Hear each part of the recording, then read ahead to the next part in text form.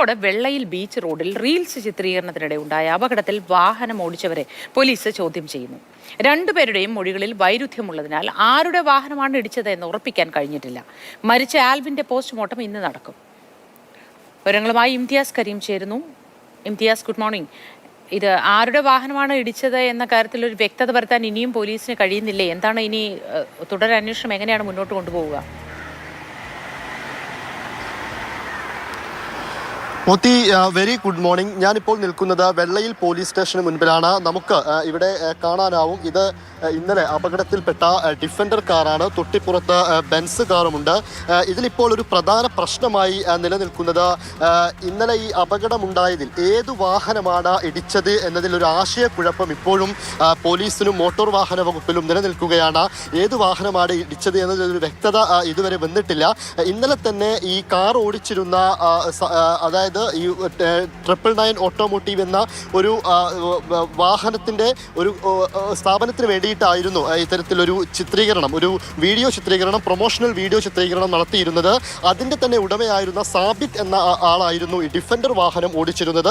പക്ഷേ ഈ ഡിഫൻഡർ വാഹനം ഓടിച്ച ആളെയും തന്നെ അവിടെ തന്നെ തൊഴിലാളിയായിരുന്ന ഒരാളായിരുന്നു ബെൻസി എന്ന വാഹനം ഓടിച്ചിരുന്നത്. ഇരുവരെയും ഇന്നലെ തന്നെ കസ്റ്റഡിയിലെടുത്തിരുന്നു. പക്ഷേ ഇരുവരെയും ചോദ്യം ചെയ്യുന്ന സമയത്ത്, കാര്യങ്ങൾ ചോദിച്ചറിയുന്ന സമയത്ത് രണ്ടു പേരുടെയും മൊഴികളിൽ വൈരുദ്ധ്യമുണ്ട് എന്നാണ് പോലീസ് ഇന്നലെ പറഞ്ഞത്. പക്ഷെ അതേസമയം തന്നെ ഇന്നലെ RTOയുമായി ബന്ധപ്പെടുന്ന സമയത്ത് RTO പറയുന്നത് ബെൻസ് കാറാണ് ഇടിച്ചത് എന്ന രീതിയിലും ഒരു കാര്യം പറഞ്ഞിരുന്നു. പക്ഷെ ഇതിലൊരു വ്യക്തത ഇതുവരെ വന്നിട്ടില്ല എന്നതാണ് കാര്യം. രണ്ടുപേരോടും ചോദിക്കുമ്പോൾ എൻ്റെ വാഹനമാണ് ഇടിച്ചത് എന്ന് രണ്ടുപേരും പറയുന്നതാണ് ഇതിലൊരു പ്രതിസന്ധി ഉണ്ടാക്കുന്ന ഏറ്റവും ഒരു വലിയ പ്രശ്നമെന്ന് പറയുന്നത്. എന്തായാലും കൂടുതൽ ചോദ്യം ചെയ്യൽ നടപടികൾ തുടരവേ ഒരു പക്ഷേ ഏത് വാഹനമാണ് ഇടിച്ചത് എന്ന കാര്യത്തിലൊരു വ്യക്തത വരും. അതിൽ തന്നെ ഈ വെള്ളയിൽ പരിസരത്തെ CCTV അടക്കമുള്ള കാര്യങ്ങൾ പരിശോധിച്ച് ഇതിൽ ഒരു കൃത്യത ഉറപ്പ് വരുത്തുമെന്ന് തന്നെയാണ് പോലീസിന്റെ ഭാഗത്തു നിന്നും നമുക്ക് ലഭിച്ചിട്ടുള്ള വിവരം.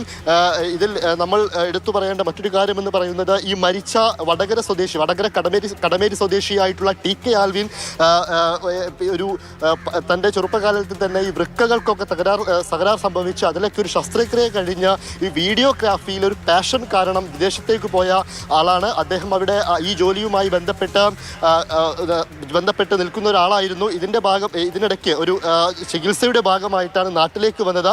ഈ നാട്ടിലേക്ക് വന്ന സമയത്താണ് ഇത്തരത്തിൽ 999 ഓട്ടോമോട്ടീവ് എന്ന കടയുടെ പ്രൊമോഷന് വേണ്ടിയിട്ട് ഒരു വീഡിയോ ചിത്രീകരിക്കാൻ ബീച്ച് റോഡിലേക്ക് വരുന്നത്.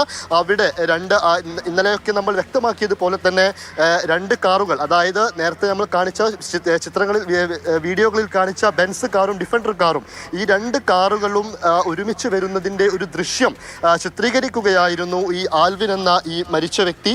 ഇതിനിടയിലാണ് ഇതിൽപ്പെട്ട ഒരു വാഹനം, ഈ രണ്ട് വാഹനങ്ങളിൽ ഒരു വാഹനം ഇദ്ദേഹത്തിൻ്റെ ശരീരത്തിലേക്ക് ഓടിച്ചു കയറുകയും ഇദ്ദേഹത്തെ ഇടിച്ചു തെറിപ്പിക്കുന്ന ഒരു സാഹചര്യവും ഉണ്ടായത്. ഇന്നലെ ഒരു 11:30 ആൽവിൻ മരണപ്പെടുകയായിരുന്നു. എന്തായാലും ഇന്ന് തന്നെ ഈ ഇദ്ദേഹത്തിൻ്റെ മരിച്ച ആൽവിൻ്റെ പോസ്റ്റ്മോർട്ടം നടപടികൾ പൂർത്തിയാക്കി ബന്ധുക്കൾക്ക് വിട്ടു നൽകും. അത് ഇന്ന് ഒരു ഉച്ചയോടുകൂടി തന്നെ ബന്ധുക്കൾക്ക് വിട്ടു നൽകുമെന്നാണ് നമുക്ക് അറിയാൻ കഴിയുന്നത്. കൂടുതൽ ഈ CCTV, നേരത്തെ പറഞ്ഞതുപോലെ തന്നെ CCTV ദൃശ്യങ്ങൾ, അതുപോലെ തന്നെ ഈ കസ്റ്റഡിയിലെടുത്ത സാബിത്ത്, അവിടെ തന്നെ തൊഴിലാളിയായിട്ടുള്ള മറ്റൊരാൾ, ഇവരെ രണ്ടുപേരെയും കൂടുതൽ ചോദ്യം ചെയ്യുന്നതിലൂടെ, നാട്ടുകാരുടെ മൊഴിയെടുക്കുന്നതിലൂടെ ആയിരിക്കും ഏത് വാഹനമാണ് ഇടിച്ചത് എന്ന കാര്യത്തിലൊരു വ്യക്തത വരിക. ഇതിൽ എടുത്തു പറയേണ്ട മറ്റൊരു കാര്യമെന്ന് പറയുന്നത്, ഈ ഇത്തരത്തിൽ റീൽ ചിത്രീകരണം, വീഡിയോ ചിത്രീകരണമൊക്കെ പൊതുനിരത്തുകളിൽ നഗ്നമായ നിയമലംഘനം നടത്തി ഇത്തരത്തിൽ വീഡിയോ ചിത്രീകരണം നടത്തുന്നത് ഇപ്പോൾ പതിവാണ്. അത് കോഴിക്കോട് നഗരത്തിൽ എന്ന പോലെ തന്നെ മറ്റ് വിവിധ സ്ഥലങ്ങളിലെല്ലാം ഇത്തരത്തിൽ വീഡിയോ ചിത്രീകരണങ്ങൾ പതിവുള്ളതാണ്. അതിൽ ഈ പൊതുനിരത്തുകളിൽ ഇത്തരത്തിൽ നിയമങ്ങളെല്ലാം ലംഘിച്ച് നടത്തുമ്പോൾ അത് വലിയ പ്രശ്നവുമാണ്. ഇതിൽ മോട്ടോർ ആഡംബര വാഹനം ഓടിച്ച ഇവർ പോലീസ് കസ്റ്റഡിയിൽ തന്നെയല്ലേ ഉള്ളത് ഇപ്പോൾ? മോത്തി, തീർച്ചയായിട്ടും പോലീസ് കസ്റ്റഡിയിൽ തന്നെയാണ്. ഇന്നലെ രാത്രിയോടെ കൂടിയാണ് അവരെ പോലീസ് കസ്റ്റഡിയിൽ എടുത്തിരിക്കുന്നത്.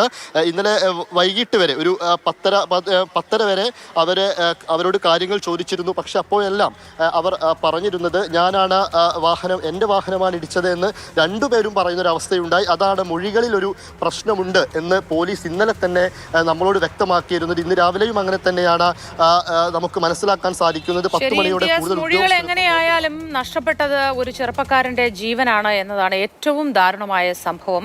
രണ്ടുപേർക്കും മൊഴി മാറ്റി കളിച്ചാൽ മതിയല്ലോ അല്ലേ? ഒരു കുടുംബത്തിന് നഷ്ടപ്പെട്ടത് ആ കുടുംബത്തിലെ ഒരു ചെറുപ്പക്കാരനെയാണ്, പ്രിയപ്പെട്ടവർക്ക് നഷ്ടപ്പെട്ടു പോയിരിക്കുന്നു.